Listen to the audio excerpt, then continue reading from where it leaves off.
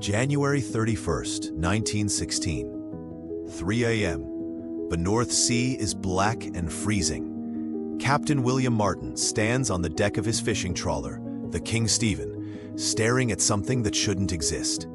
Floating in the water, half submerged, is the wreckage of a German Zeppelin, the L-19, and clinging to the twisted metal frame are 16 men, German airship crew. They're screaming for help, waving their arms, begging to be pulled aboard.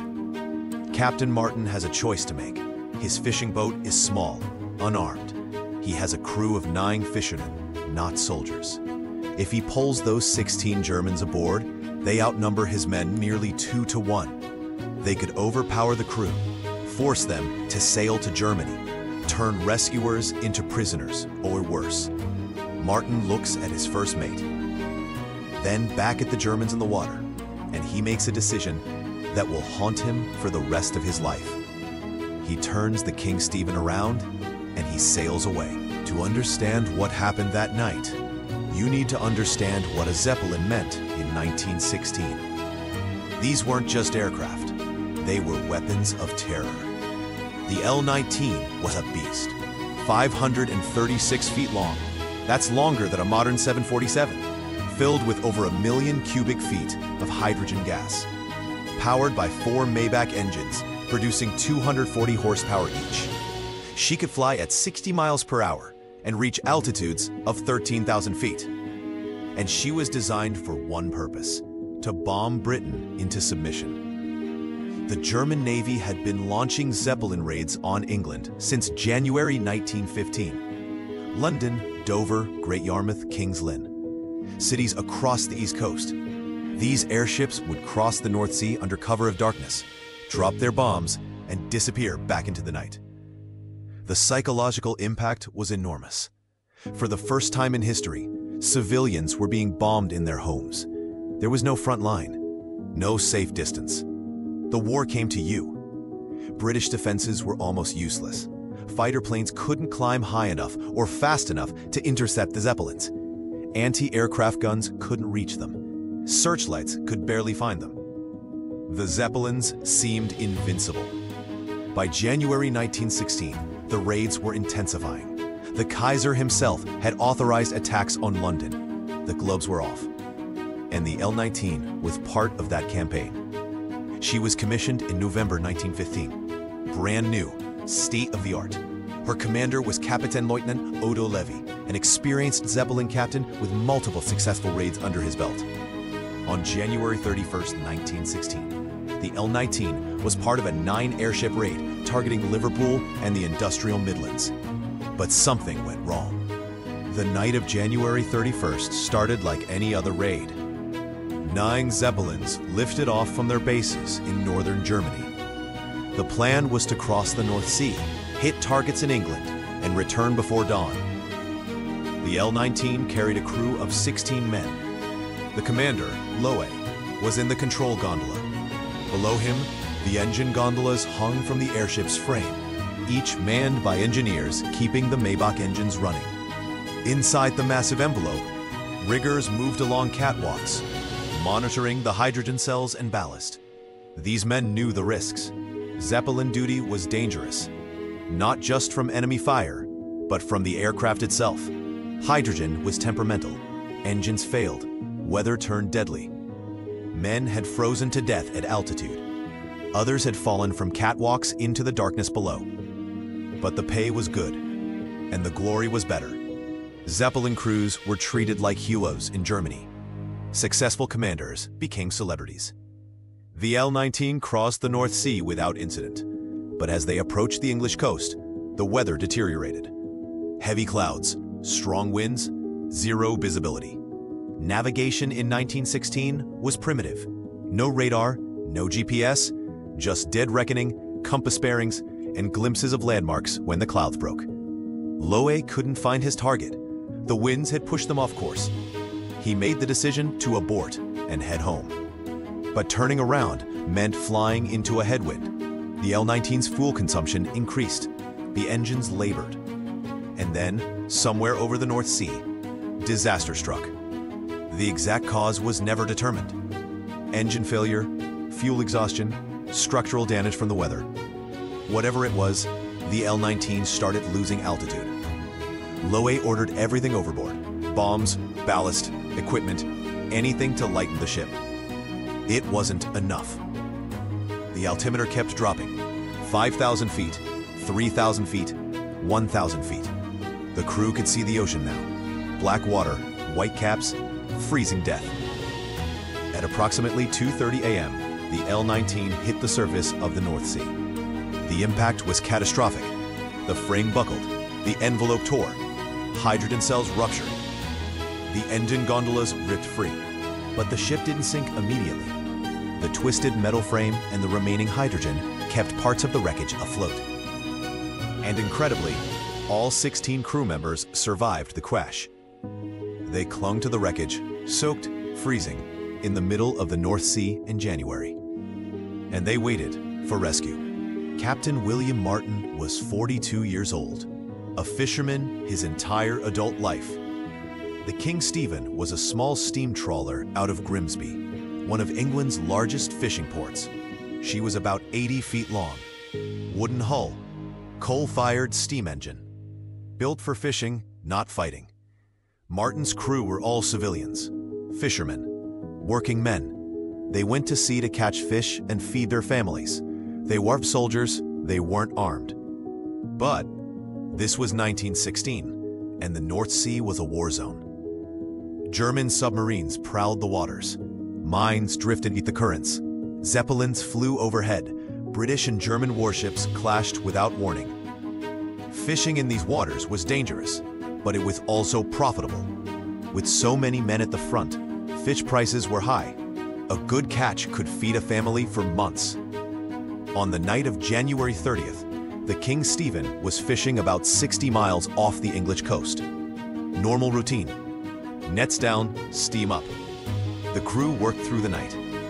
At around 3 a.m. on January 31st, one of the crew spotted something in the water. At first, they thought it was a whale or a capsized ship. Then they got closer. It was the wreckage of the L-19, and there were men in the water. Martin brought the King Stephen alongside the wreckage, close enough to see the German crew clearly, close enough to hear them shouting in German. The Germans were desperate, waving, pleading. Some were trying to swim toward the fishing boat. Martin's crew looked at him. "What do we do, Captain?" This wasn't a theoretical question. This was real. 16 enemy combatants, 9 British fishermen. Martin knew the rules of the sea. You rescue survivors, no matter who they are. It's maritime law. It's basic humanity. But he also knew the reality. These weren't drowning civilians. These were German military personnel. They had just tried to bomb British cities. They might be armed. They definitely outnumbered his crew. If he pulled them aboard, what happened next? Best case, they cooperate and Martin delivers them to British authorities as prisoners of war. Worst case, they overpower the crew, take control of a ship, and force Martin to sail to Germany. Then Martin and his men become prisoners, or hostages, or corpses. Martin looked at his first mate, a man he'd known for 20 years, a man with a wife and 3 children back in Grimsby. He looked at his crew, young men, old men, all of them trusting him to make the right call. And he looked at the Germans in the water, human beings, freezing to death. The decision took about 30 seconds. Martin ordered the engines reversed. The King Stephen coaled away from the wreckage. The Germans realized what was happening. The shouting turned to screaming. Some tried to swim after the ship. Others just watched, motionless, as the fishing boat's lights disappeared into the darkness. Martin didn't look back. Martin sailed the King Stephen back toward the English coast. Nobody spoke. The crew went back to work, hauling nets, sorting fish, business as usual. But everyone knew what had just happened. They'd left 16 men to die. When the King Stephen docked in Grimsby later that day, Martin reported what he'd seen to the port authorities. A German Zeppelin had crashed. Survivors were in the water. He'd chosen not to rescue them. The authorities took his statement, and then something unexpected happened. Martin became a hero. The story spread quickly. Newspapers picked it up. British fisherman refuses to rescue German airship crew.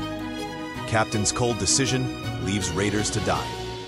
Public opinion was overwhelmingly supportive.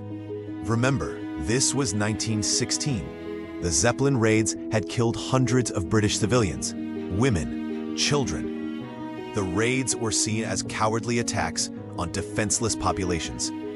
The idea that a British fisherman had left German airship crew to drown, most people thought it was justice. Letters to the editor praised Martin's decision. He did the right thing.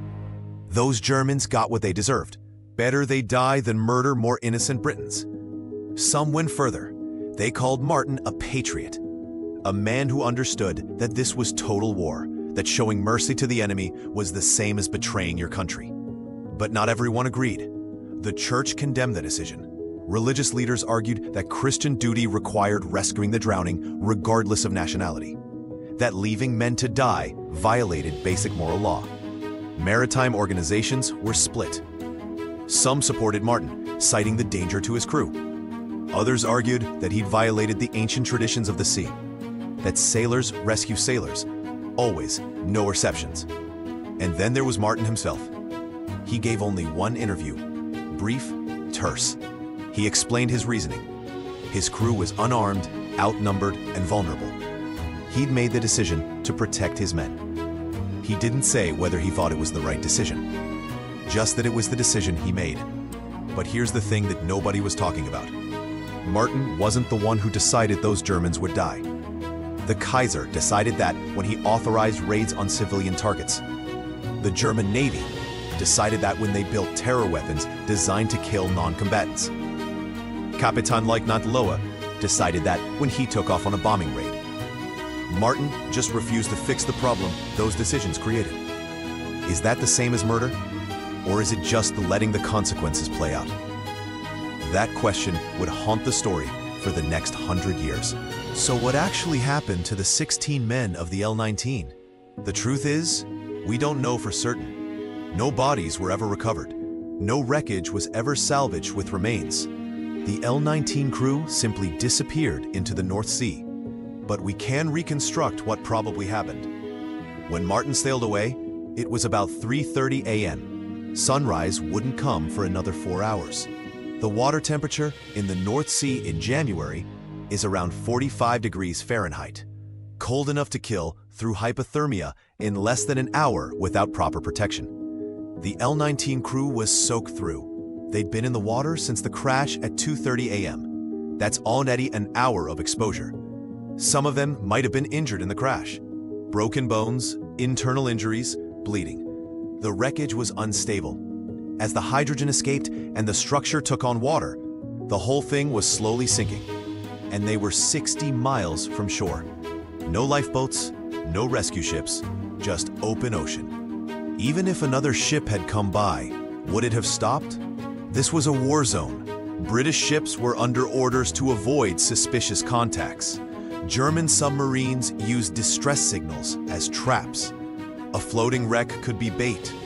And even if a ship didn't stop, how would they know it was safe? The crew wasn't wearing life jackets with "Please rescue me" written on them. They were German military personnel in enemy waters. The most likely scenario is that most of the crew died from hypothermia within 2 to 3 hours of Martin sailing away. Some might have lasted longer, clinging to the wreckage as it slowly sank. By dawn, they were probably all dead. The wreckage itself disappeared. Either it sank completely, or it broke apart and drifted. The North Sea is deep and cold. It keeps its secrets. In Germany, the L-19 was listed as lost at sea with all hands. There was no investigation. No blame assigned. In wartime, Zeppelins were lost regularly. This was just another casualty. The families of the crew were notified. 16 telegrams. We regret to inform you. 16 funerals with empty coffins. And in Britain, Captain William Martin went back to fishing. The debate over Martin's decision didn't end in 1916. It's still going on today. Let's break down the arguments. The case against Martin. First, maritime law. The tradition of the sea is absolute. You rescue survivors. This isn't a suggestion, it's a fundamental principle that transcends national boundaries and wartime allegiances. Ships in distress fly the white flag. That means we surrender, we need help. By all accounts, the L-19 crew was signaling for rescue. They weren't attacking, they weren't threatening, they were drowning. Second, the moral argument. These were human beings. Yes, they were enemy combatants, but at the moment Martin encountered them, they were helpless. Leaving helpless people to die is morally equivalent to killing them. Third, the precedent. If Martin's decision was justified, then what stops any ship from refusing rescue to any survivor they deem dangerous? Where's the line? And fourth, the practical argument. If British sailors leave German sailors to die, why would Germans rescue British sailors? Martin's decision could have led to retaliation, German ships refusing to rescue British survivors. The case for Martin. First, self-preservation. Martin had 9 men under his command. They were unarmed civilians on a fishing boat. The Germans numbered 16 and were trained military personnel. The risk was real. Second, the context. This wasn't a peacetime rescue. This was wartime. The men in the water had just attempted to bomb British cities. They weren't innocent bystanders. They were active combatants who might have been engaged in warfare literally hours earlier. Third, the practical reality. Even if Martin had wanted to rescue them, how? His boat was small. Where would he put 16 wet, cold, possibly injured men? How would he guard them? How would he prevent them from taking control? Fourth, the legal argument. Under wartime rules, Martin had no obligation to rescue enemy combatants. His duty was to his crew and his vessel. Taking on 16 Germans would have put both at risk. And fifth, the moral counterargument. Martin didn't kill those men. They were already dying when he found them. He simply declined to risk his own men's lives to save them. So who's right? Here's the uncomfortable truth. Both arguments are valid. Yes, maritime tradition says you rescue survivors. But maritime tradition was written for peacetime, for accidents, for natural disasters. War changes the equation. In war, the enemy isn't just some guy who needs help. The enemy is actively trying to kill you and everyone you care about. The L-19 crew wasn't on a pleasure cruise. They were on a bombing mission. If they'd succeeded, they might have killed dozens or hundreds of British civilians. Does that mean they deserve to die? Maybe not. But does it mean a British fisherman is obligated to risk his life and his crew to save them? That's a harder question. And here's the thing. We're asking this question from the comfort of our homes, from a time of peace, from a position where our lives aren't at risk. Martin had to make that decision in about 30 seconds, in the dark, in the middle of the North Sea, with the lives of 9 men depending on his judgment. Would you have made a different choice? Another case. In October 1917, the German Zeppelin L-44 was shot down by a British aircraft over France. The airship crashed in flames. Only 1 crew member survived, Oberleutnant Franz Stabert. He was found by French soldiers, badly burned, in shock. The French soldiers could have shot him. They were under no obligation to help. He was an enemy combatant who had just bombed French territory. Instead, they gave him first aid and transported him to a field hospital. Stabert survived his injuries and spent the rest of the war as a prisoner. He was repatriated to Germany in 1919. Was that the right decision? Morally, probably yes. But strategically, that man had just dropped bombs on France. He might have killed French civilians. And the French soldiers risked their own safety to save him. Why? Because that's what civilized nations do. Even in war, there are rules, lines you don't cross. But then there's this case. In August 1918, a British airship, the C-27, was shot down by German aircraft over the English Channel. The airship crashed into the sea. All 5 crew members survived the crash. A German seaplane landed nearby. The pilot had an opportunity to rescue the British crew. He didn't. He flew away and left them in the water. 4 of the 5 British crew members drowned. Only 1 survived, picked up hours later by a passing fishing boat. When that story became public in Britain, there was outrage. German pilot leaves British crew to die. Barbaric behavior, proof of German cruelty. The exact same thing Martin had done to the L-19 crew. So was Martin a hero or a war criminal? Was the German pilot a pragmatist or a murderer? Or were they both just men making impossible decisions in impossible circumstances? The answer probably depends on which side you were on. And that's the problem with war. It turns moral clarity into moral chaos. Right and wrong stop being absolutes. They become matters of perspective. And the people who have to make the decisions, like Martin, like that German pilot, they have to live with those choices for the rest of their lives. The Martin incident became propaganda on both sides. In Britain, the story was used to reinforce the image of German barbarism. Look what these Zeppelin crews do. They bomb civilians. They target homes, hospitals, schools. They're monsters, not soldiers. So when one of them crashes and drowns, is that a tragedy? Or is that justice? British newspapers ran the story with that angle. German raiders meet watery grave. Captain refuses to aid baby killers. The message was clear. These men got what they deserved. Postcards were printed showing the L-19 wreck. They were sold in seaside towns along the English coast. Souvenirs of the war. Proof that Britain was fighting back. Some of the postcards had captions. The only good Zeppelin is at the bottom of the sea. German airship crew gone fishing. Dark humor, but also effective propaganda. The message was simple. Don't feel sorry for these people. They wouldn't feel sorry for you. And it worked. Public support for Martin remained strong throughout the war. But in Germany, the story played differently. The L-19 crew became martyrs, brave men who'd given their lives for the fatherland, heroes who'd been murdered by a cowardly British fisherman. German newspapers didn't mention that the L-19 had been on a bombing raid. They didn't mention that Martin's boat was unarmed and outnumbered.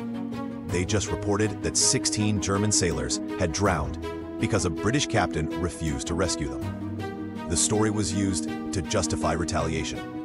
German U-boats were given unofficial orders. Don't bother rescuing British survivors. They wouldn't do the same for us. Whether those orders were actually carried out is unclear. But the Martin incident was cited as justification. This is how propaganda works.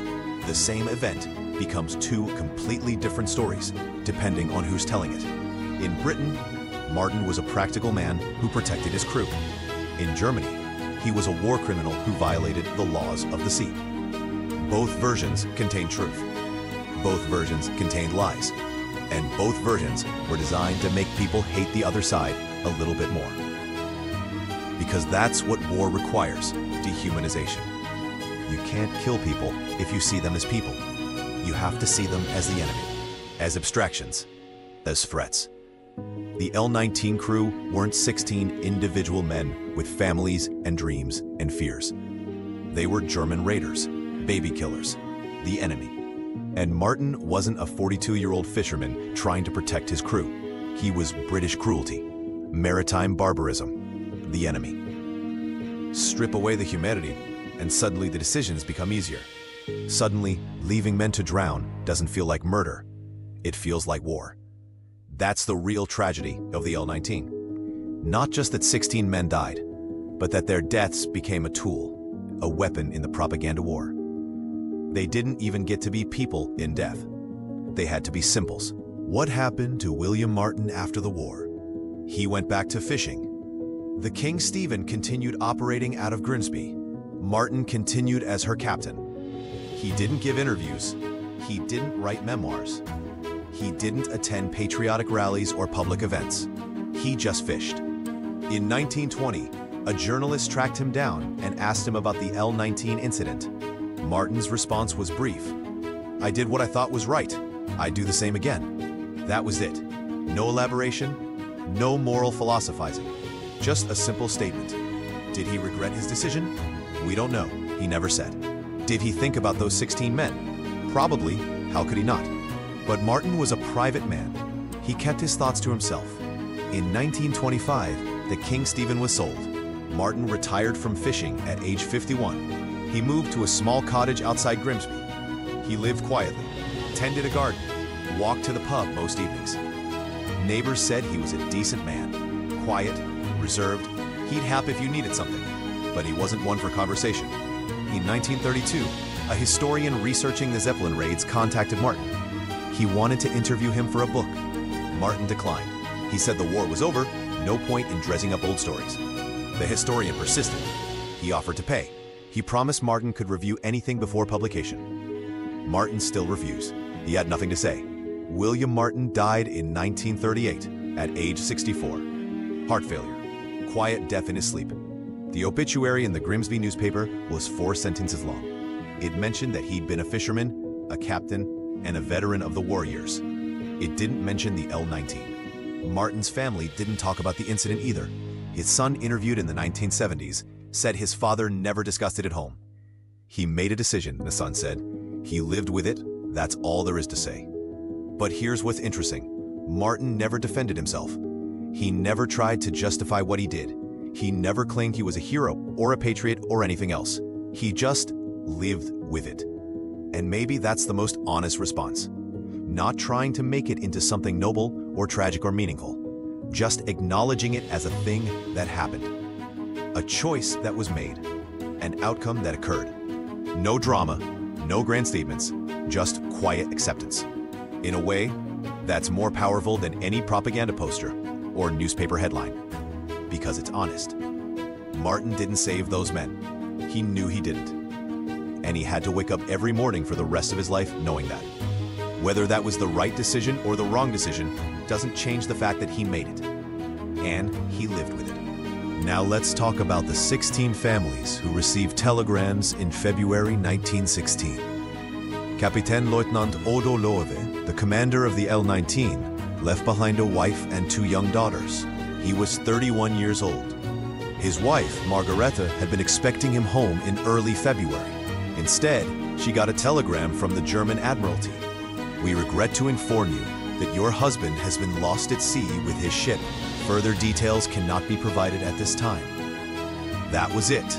No body to bury, no grave to visit. Just a telegram and the understanding that her husband was gone. Margareta never remarried. She raised her daughters alone. She worked as a seamstress to support them. In 1944, her eldest daughter was killed in an Allied bombing raid on Hamburg. The war that took her husband eventually took her child too. Oberleutnant Karl Schramm, the L-19's first officer, was 26. He'd been engaged to be married. The wedding was scheduled for April 1916. His fiancée, Anna, waited 2 years before accepting that he wasn't coming back. She eventually married someone else. But family members said she kept a photograph of Schramm on her dresser until she died in 1963. Maschinistenmat Heinrich Becker was the senior engineer, 34 years old, father of 4 children, ages 2 to 9. His wife received no pension initially. The German government's position was that Becker had died in combat, but without a body, there was bureaucratic difficulty proving death. It took 18 months of paperwork before she received a widow's pension. By then, she'd already sold their house and moved in with her parents. 3 of Becker's 4 children survived to adulthood. The youngest, a son, died of tuberculosis in 1919. Malnutrition during the war years had weakened him. Matrose Obergefreiter Otto Weber was 19 years old, the youngest member of the crew. He joined the Naval Airship Division 6 months earlier. His mother never accepted that he was dead. She insisted he'd been taken prisoner, that the British were hiding him, that he'd come home someday. She wrote letters to the Red Cross, to the British government, to anyone who might have information. She died in 1928, still waiting for her son to come home. These are just 4 of the 16. Each one has a similar story. Families destroyed, lives derailed, futures erased. And here's the question. Is William Martin responsible for that? Did he kill those men, or did the war kill them? If Martin had rescued them, they'd have become prisoners of war. They'd have survived. They'd have gone home to their families in 1918. Loewe would have seen his daughters grow up. Schramm would have married Anna. Becker's son might have survived with a father's income. Weber's mother wouldn't have spent 12 years waiting for a ghost. So yes, in a very real sense, Martin's decision killed 16 men and broke 16 families. But those 16 men volunteered for Zeppelin duty. They knew the risks. They were participating in a military campaign designed to kill British civilians. If the L-19 had succeeded in its mission that night, British families would have been broken instead. British widows, British orphans, British mothers waiting for sons who'd never come home. So who's responsible? Martin for refusing the rescue? The L-19 crew for flying the mission? The German Admiralty for ordering the raid? The Kaiser for approving attacks on civilian targets? The British government for fighting back? The entire system of nations that led to war in the first place? The answer is all of them, and none of them. Because that's how war works. It creates situations where every choice is wrong, where every decision hurts someone, where responsibility becomes so diffused that eventually no one is responsible and everyone is responsible simultaneously. The families of the L-19 crew mourned their losses, and somewhere in Britain, families who'd been killed in Zeppelin raids mourned their losses too. And William Martin went fishing. Because what else could he do? Apologize? To whom? For what? For not dying along with the Germans? For protecting his crew? For making an impossible choice in an impossible situation? The tragedy of the L-19 isn't just that 16 men died. It's that Verdet's solved nothing, proved nothing, changed nothing. The war continued. The Zeppelin raids continued. More men died on both sides. And all those deaths, German, British, civilian, military, they all blurred together into one massive, meaningless waste. The L-19 crew were just 16 more names in a war that killed 17 million people. 16 drops in an ocean of blood. Let's talk about why the L-19 actually crashed, because that part of the story often gets lost. The L-19 was a P-class Zeppelin, length 536 feet, volume 1.1 million cubic feet of hydrogen, maximum speed 60 miles per hour, service ceiling 13,000 feet. She was powered by 4 Maybach engines, each produced 240 horsepower. That sounds impressive until you realize the entire airship weighed over 20 tons empty, plus crew, fuel, bombs, and equipment. The Maybach engines were notoriously unreliable. They were adapted from automobile engines, never designed for sustained high-altitude operation. At 10,000 feet, the air is thin, less oxygen for combustion. The engines lost power. Fuel consumption increased. Cooling became a problem. The engine failures were common. Most Zeppelins that didn't return from raids were lost to mechanical failure, not enemy action. The L-19's mission on January 31st was already risky. 9 Zeppelins, spread across hundreds of miles, trying to hit targets in England in winter weather. Winter over the North Sea is brutal.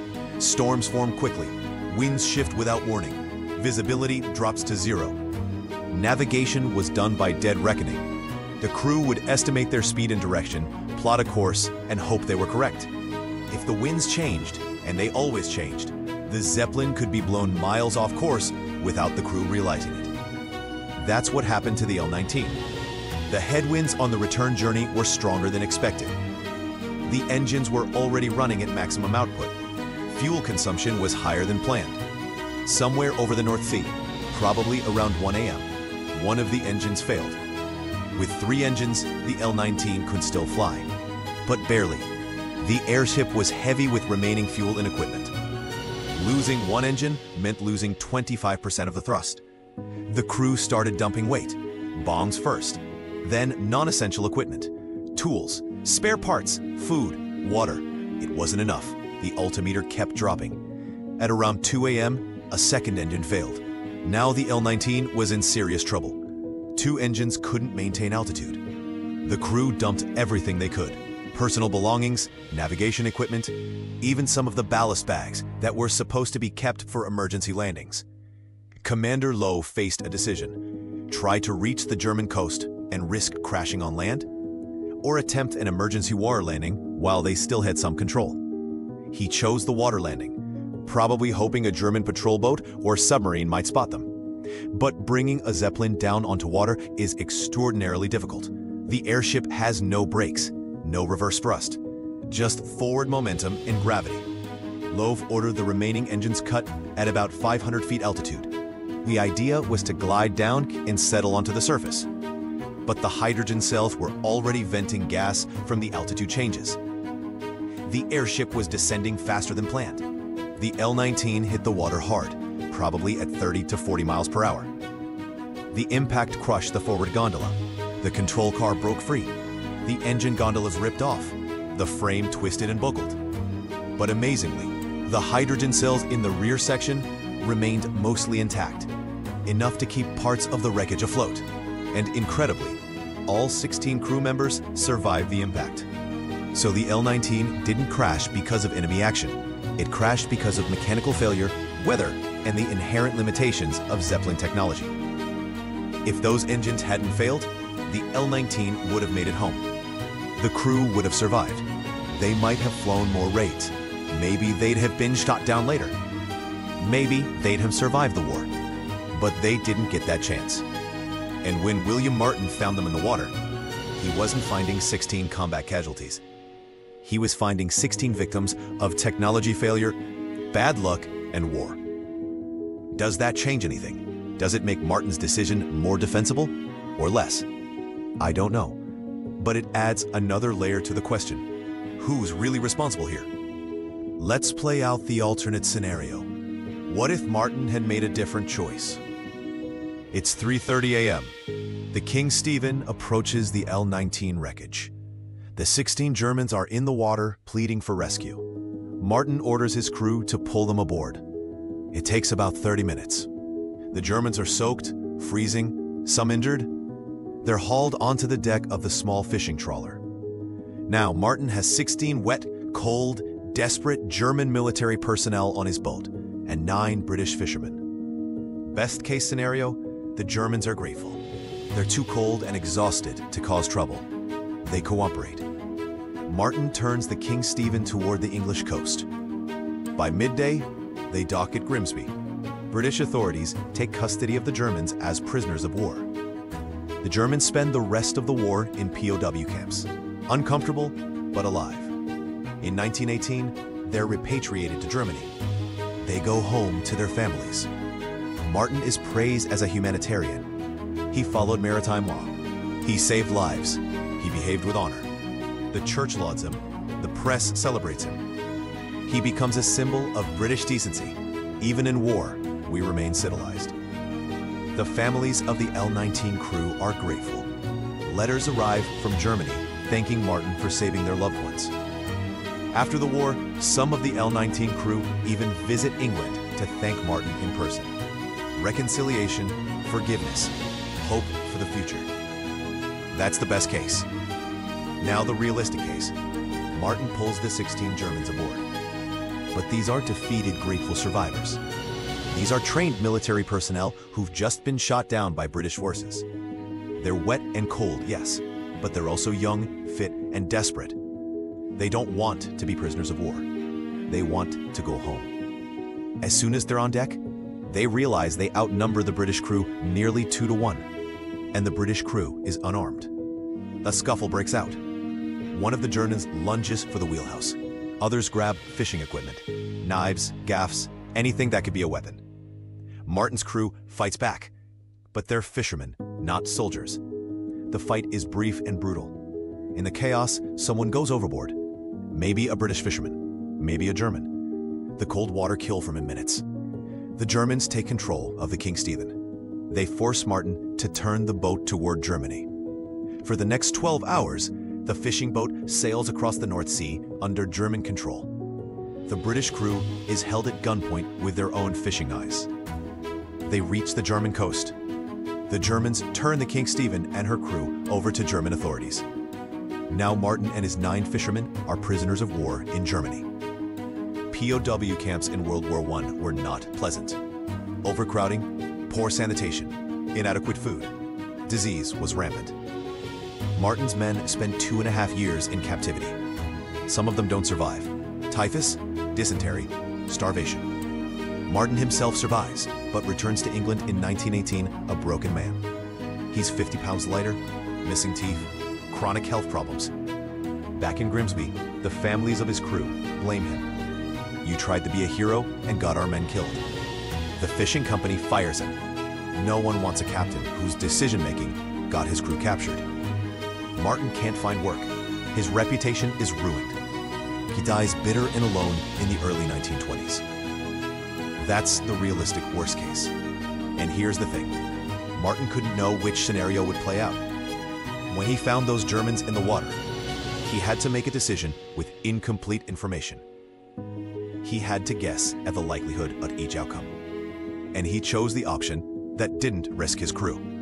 Was that cowardice, or was that responsibility? If you're a captain, your first duty is to your crew, not to enemy combatants, not to abstract moral principles, to the men who depend on you. Martin chose his men over the Germans. In wartime, is that wrong? Or is that exactly what a captain should do? After the war, there was actually a quiet legal debate about Martin's actions. Was he within his rights, or had he violated maritime law? The law of the sea is ancient. It's based on centuries of maritime tradition, and one of its most fundamental principles is the duty to rescue. If you encounter a vessel in distress, you are obligated to render assistance. This applies regardless of nationality, politics, or wartime allegiances. The principle exists for practical reasons. The ocean is dangerous. Sailors are vulnerable. If ships don't help each other, everyone dies. But that principle was written for peacetime maritime disasters. Ships sinking in storms, collisions, accidents. War complicates everything. In wartime, maritime law recognizes that ships may encounter enemy vessels, and the law provides some flexibility. A ship is not required to render assistance if doing so would endanger the rescuing vessel or its crew. That's the key phrase, endanger the rescuing vessel. Martin's defense was simple. Rescuing 16 enemy combatants would have endangered his unarmed civilian crew. The British Admiralty reviewed the case informally after the war.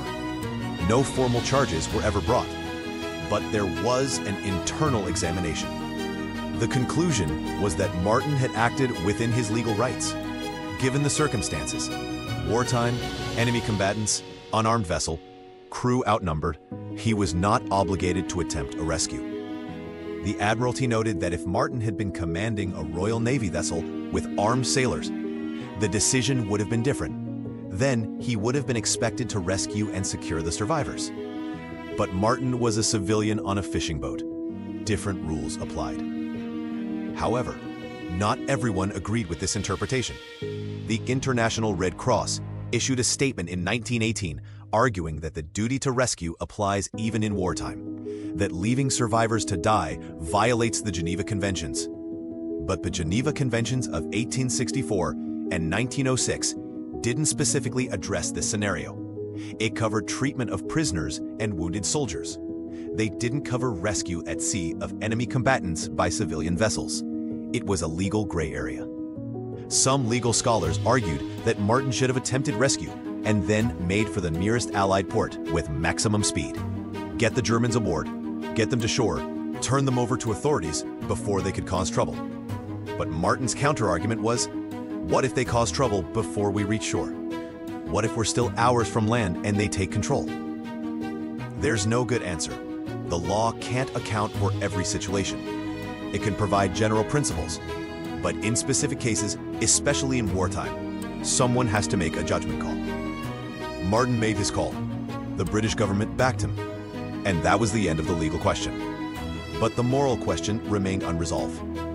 In Germany, Martin's action was considered a war crime. Leaving combatants to die violated the laws of war in their view. There was brief discussion of adding Martin to a list of individuals to be prosecuted for war crimes after the war. But that list was already impossibly long. Both sides had committed countless atrocities. Prosecuting a fisherman for refusing a rescue seemed pointless. The issue was quietly dropped. So legally, Martin was in the clear. He violated no British law. He was never charged with any crime. But does that make his decision right? Laws are written by governments. They reflect political reality, not moral truth. Just because something is legal doesn't make it ethical. And just because Martin wasn't prosecuted doesn't mean he didn't do something wrong. Or maybe it means the opposite. Maybe the fact that even wartime law recognizes the right to protect your crew above all else proves that Martin made the correct choice. The legal question was answered. Martin was within his rights. But the moral question? That one's still open. Here's what's remarkable. Most people have never heard of this story. The L-19 incident isn't taught in schools. It's not in popular history books. There's no memorial, no plaque, no museum exhibit. It's been almost completely forgotten. Why? Partly because it's uncomfortable. It doesn't fit neatly into anyone's preferred narrative. For Britain, it's awkward. Yes, Martin was probably justified, but the image of British fishermen sailing away from drowning men doesn't play well in patriotic histories. For Germany, it's also awkward. The L-19 was on a bombing mission targeting civilians. Hard to generate sympathy for that. So both sides quietly let the story fade. But there's a deeper reason. The L-19 case illustrates the moral ambiguity of war, and we don't like moral ambiguity. We want our wars to have clear good guys and bad guys, heroes and villains, right and wrong. The L-19 case doesn't give us that. It gives us a decent man making an impossible choice. It gives us consequences without clear responsibility. It gives us tragedy without meaning, and we don't know what to do with that. So, we forget. We move on. We tell simpler stories with clearer morals. We remember the Titanic, where the lesson is, we need more lifeboats. Clear, simple, actionable. We remember the Hindenburg, where the lesson is, hydrogen is dangerous. Clear, simple, understandable. But the L-19? What's the lesson? War is complicated and people make difficult choices? That's not satisfying. That doesn't fit on a memorial plaque. So it gets forgotten. And maybe that's for the best. Maybe some stories don't need to be remembered. Maybe some moral questions don't need to be answered. Or maybe we're making a mistake. Maybe the stories that make us uncomfortable are exactly the ones we need to remember. Because those are the stories that prevent easy answers, that force us to think, that remind us that history isn't a collection of lessons. It's a collection of moments where real people had to make real choices with incomplete information and live with the consequences. There's no memorial to the L-19 crew. Their names aren't on any monument. There's no memorial to William Martin either. Just a simple gravestone in a Grimsby cemetery. The King Stephen was scrapped decades ago. No trace remains. The story exists now only in archived newspaper articles, maritime records, and a handful of academic papers that almost nobody reads. It's being forgotten. And in 50 years, it'll be completely gone. Just another footnote in a war that killed 17 million people.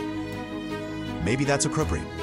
Maybe not every story deserves to survive. Or maybe we're losing something valuable. Maybe we need stories like this precisely because they're uncomfortable. Because the comfortable stories, the ones with clear heroes and villains and satisfying moral lessons, those stories lie to us. They tell us that choices are simple, that right and wrong are obvious, that good people make good decisions and bad people make bad decisions. The L-19 tells us the truth, that sometimes good people make terrible choices, that sometimes there is no right answer, that sometimes you just have to choose and live with it. And maybe that's a lesson worth remembering, even if it hurts. January 31st, 1916. Somewhere in the North Sea, 16 men died. Their names, Odo Lohe, Karl Schramm, Heinrich Becker, Otto Weber, and 12 others whose names history has also forgotten. They were somebody's son, somebody's husband, somebody's father, somebody's friend. They died cold and alone in the dark water, watching a fishing boat's lights disappear. We'll never know what they thought in those final moments, if they were angry, or resigned, or just cold. We'll never know if William Martin was right or wrong. We just know that it happened, and that 100 years later, we're still trying to understand why. So here we are, 50 minutes into this story, and we still haven't answered the question. Was William Martin right or wrong? Let's look at what we know for certain. Martin encountered 16 drowning men. He had the ability to attempt to rescue. He chose not to. Those 16 men died. If he'd made a different choice, those men would probably have survived.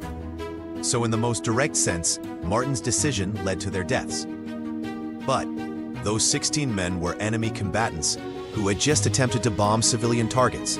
They outnumbered Martin's crew. His boat was unarmed. The risk was real. Martin's first responsibility was to his crew, 9 men who depended on him to keep them safe. He chose their safety over the Germans' lives. So here's my answer for what it's worth. Martin was neither hero nor villain. He was just a man who made a choice. Was it the right choice? I don't know. Neither did he. What I do know is this. Judging Martin is easy when we're sitting comfortably 100 years later, when our lives aren't at risk, when we have time to think through all the implications and possibilities. Martin had 30 seconds in the dark in the middle of the North Sea. Could he have made a different choice? Yes. Should he have? Maybe. Would you have? I don't know, and neither do you.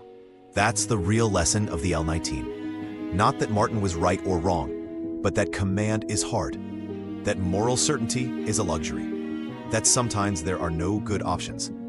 You can argue that Martin should have risked his crew to save the Germans. That's a valid position. Maritime tradition supports it. Christian ethics support it. You can also argue that Martin's first duty was to his own men, that risking 9 lives to save 16 is bad mathematics, that protecting your crew is a captain's paramount responsibility. Both arguments are correct, both arguments are wrong. Welcome to moral philosophy, where every answer creates new questions.